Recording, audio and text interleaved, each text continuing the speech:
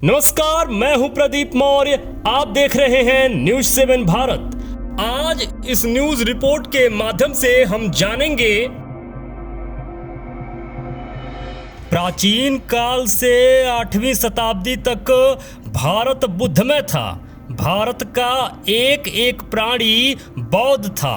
Summer संस्कृति के लोग, वह बौद्ध संस्कृति के लोग कब ऐसा क्या हुआ कि अचानक गायब हो गए और उसके बाद हिंदू धर्म पैदा हो गया। इस न्यूज रिपोर्ट में यह भी जानेंगे कि किस कालखंड में किस समय बोधिसत्व अवलोकतेश्वर की मूर्तियों को, मंदिरों को परिवर्तित करके सूर्य मंदिर बना दिया गया।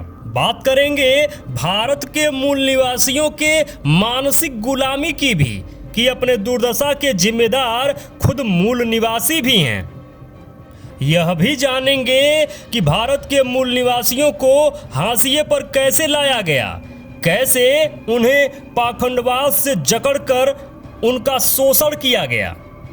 और यह भी जानेंगे कि प्राचीन काल से 8वीं शताब्दी तक बौद्धमय रहे भारत में जब इन पाखंडियों ने प्रवेश किया, अपना नया संप्रदाय जो कि बुद्ध धर्म को परिवर्तित करके इन्होंने बनाया, तो बुद्ध धर्म से पहले अपने आप को स्थापित करने के लिए इन पाखंडियों ने कैसे एक वैदिक युग की स्थापना कर दी, एक झूठे और काल्पनिक वैदिक युग का किस प्रकार महिमा मंडन किया, जिसका आज तक एक भी सिंगल प्रमाण इस पृथ्वी पर मौजूद नहीं है। यह हवाई बातों का पोल खोला जाएगा आज इस न्यूज रिपोर्ट में। निवेदन है, यह न्यूज रिपोर्ट अंत तक जरूर देखिएगा।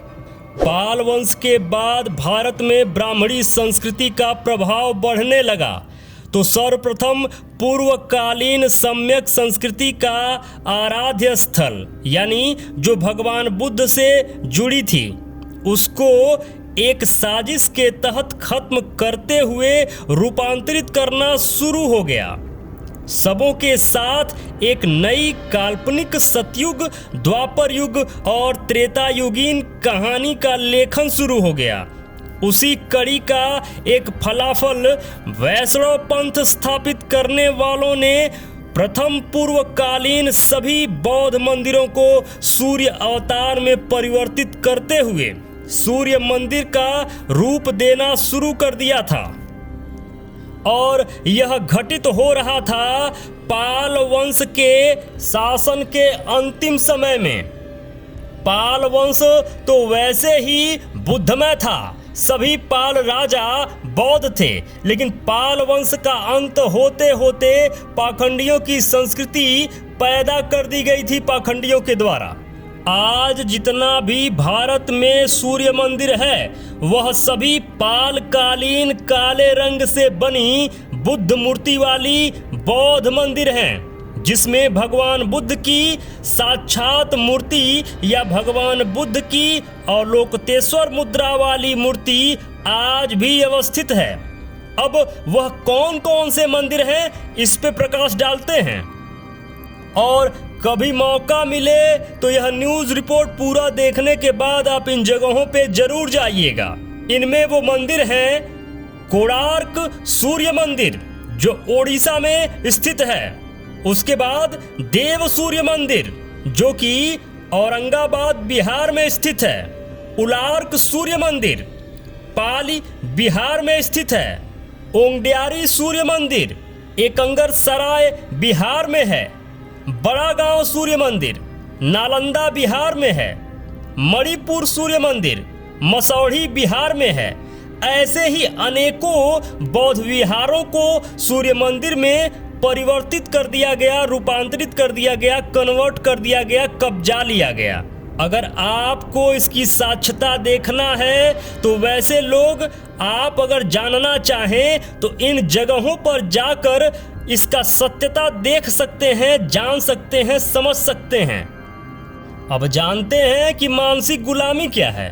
7वीं शताब्दी बाद बुद्ध धर्म के वज्रयान में अवलोकतेश्वर बुद्ध की जितनी भी मूर्तियां मिलना हुआ है, उन सभी मूर्तियों को पाखंडियों ने आज विष्णु का रूप बना दिया है। क्या कल का अवलोकतेश्वर बुद्ध ही आज का विष्णु है, या विष्णु का कोई स्वतंत्र साक्ष्य भी है? जब विष्णु का स्वतंत्र एक भी कोई साक्ष्य, एक भी प्रमाण इस पृथ्वी पर मौजूद नहीं है, और जबकि बुद्ध धम्म के वज्रयान के अवलोकतेश्वर बुद्ध की मूर्तियों को ही जगह जगह पर विष्णु बनाकर पूजा जा रहा है, तो आप समझ सकते हैं कि विष्णु हैं कौन। यहीं पर कुछ लोगों का मानना है कि पुष्यमित्र शुंग हिंदू या वैदिक धर्म की स्थापना किया था, जो यह पूरी तरीके से निराधार है। निराधार इसलिए है कि पुष्यमित्र शुंग काल में जब संस्कृत का कोई साक्ष्य नहीं मिला है, तो रामायण कब और कैसे लिखी गई? जब पुष्यमित्र शुंग था तो उस समय संस्कृत भाषा का आविष्कार हुआ ही नहीं था, संस्कृत भाषा तब तक बनाई ही नहीं गई थी।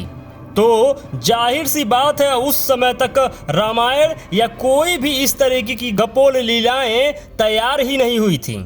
आप इतना समझिए कि पाखंडवाद से मुक्ति का अर्थ क्या पाखंडियों से दुश्मनी लेना है, या पाखंडियों द्वारा बनाए गए कर्मकांडों से मुक्त होना है? मेरा यकीन मानिए, आप पाखंडियों को बिना लड़े, बिना जंग के आप हरा सकते हैं, उनको उनके हैसियत पर ला सकते हैं। बस पाखंडियों द्वारा तैयार किए गए कर्मकांड और व्यवस्था को लात मार देना है। जब पाखंडियों के द्वारा बनाए गए कर्मकांडों और व्यवस्थाओं को लात मार देंगे, तो यह उनकी सबसे बड़ी हार होगी, क्योंकि इसी सिस्टम पे, इसी धुरी पे उनका पूरा का पूरा ताना बाना और सिस्टम चलता है।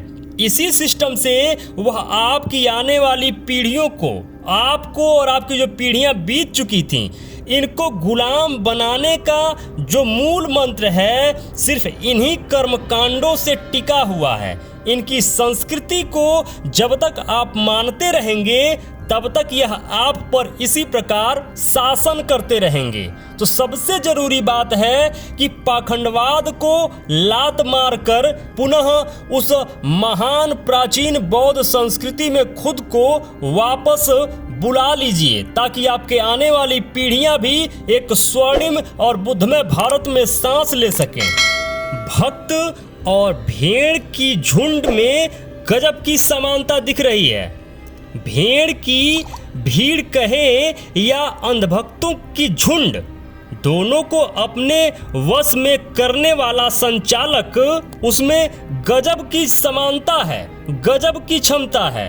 अंधभक्तों का संचालक और भेड़ों के झुंड का संचालक एक ही जैसा कार्य करता है। यह संचालक अपने निजी लाभ और जीविकोपार्जन हेतु समय समय पर भक्त और भेड़ का दोहन करता रहता है। पाखंडी भक्तों का दोहन करता रहता है और भेड़ के झुंड का मालिक भेड़ों का दोहन करता रहता है। और हाँ, भूख लगने पर अपने पालतू भेड़ों को काट कर खा भी जाता है, और भेड़ें उफ तक नहीं करती। इसी प्रकार जो भक्तों का मालिक है, जो पाखंडी भक्तों को संचालित करता है, वह भक्तों के ऊपर कितना भी जुल्म करता है, लेकिन भक्तों को ना यह महसूस होता है, ना वह समझ पाते हैं कि किस तरीके से उनका शोषण हो रहा है। मेरे मित्रों, यदि आप चाहते हैं कि हम और हमारी टीम इसी तरीके से रिसर्च करते रहें, इसी तरीके से आपके लिए कंटेंट बनाती रहें, तो प्लीज निवेदन है, डोनेशन जरूर करें। स्कैनर स्क्रीन पर लगा हुआ है, स्कैन करके डोनेशन जरूर करें। जो भी मित्र अभी तक इस चैनल को सब्सक्राइब नहीं किए हैं, प्लीज निवेदन है अभी के अभी चैनल को सब्सक्राइब कर लीजिए। लाइक करके हमारा उत्साह जरूर बढ़ाया करिए। कमेंट बॉक्स में जरूर लिखा करिए कि ये वीडियो आपको कैसा लगा। जो भी मित्र अभी तक इस चैनल पर बने हुए हैं, ये वीडियो देख रहे हैं, आप सबको बहुत बहुत मंगल कामनाएं। नमो बुद्धाय, जय भारत।